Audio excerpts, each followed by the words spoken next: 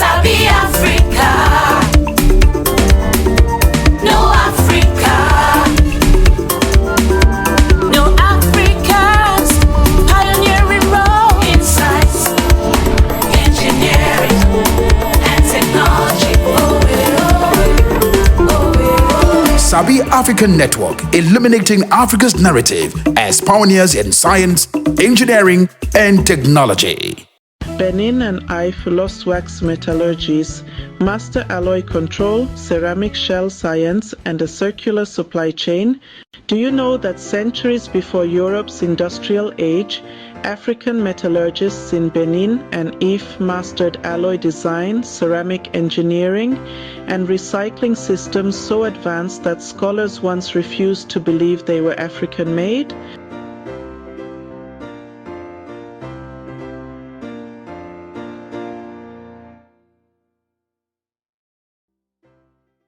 In the royal foundries of Ile-Ife and Benin City, casters working with fire, wax, and clay produced lifelike heads, plaques, and regalia.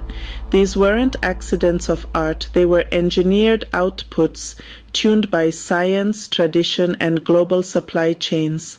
At the heart of their brilliance was alloy control. Copper, imported through North African and Portuguese trade, was alloyed with zinc and tin.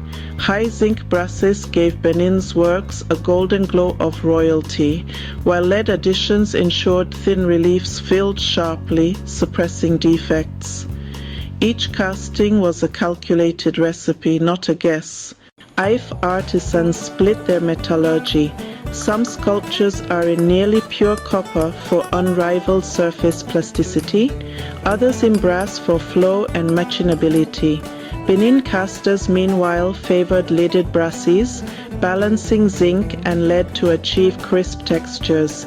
These were empirical phase diagrams in action, knowledge passed through guilds and generations. Lost wax casting demanded ceramic science. Casters built multi-layer shells, fine iron-rich clay to capture pores and scarification, then coarser grog for strength. Firing vitrified the shell above 1000 degrees C, evacuating wax and hardening the mold.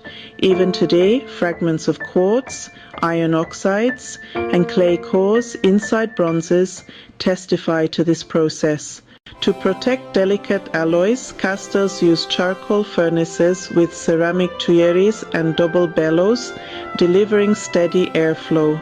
This avoided zinc boil-off and allowed smooth, turbulence-free pours. Airflow engineering, critical to modern metallurgy, was indigenous African science. Nothing was wasted. Failed casts, sprues, and even older objects were remelted into new alloys.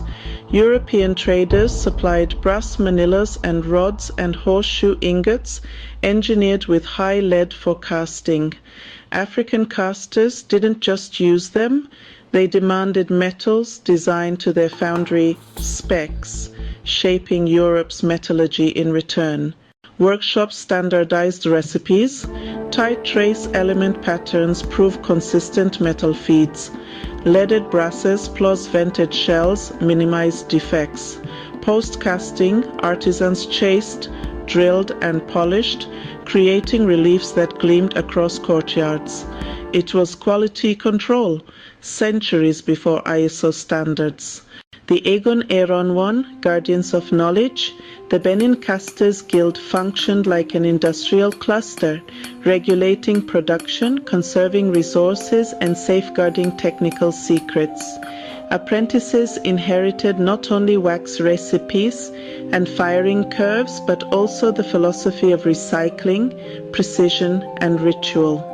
Technology was social, industrial, and spiritual. When Europeans first saw these bronzes, they doubted Africa's role.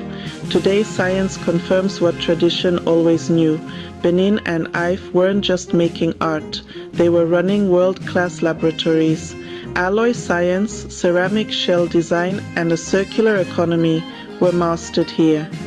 These legacies are not curiosities but pillars of global innovation. Settings: